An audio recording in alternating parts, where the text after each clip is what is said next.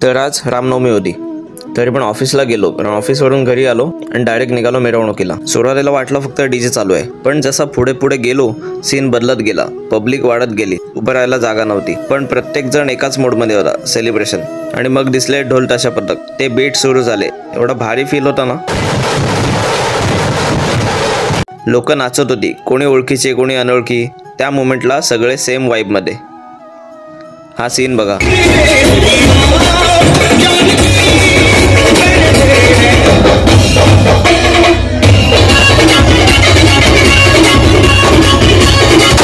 हा moment explain नाही करता येणार, पण इतकी पब्लिक, पण तरी सगळे एकत्र होते.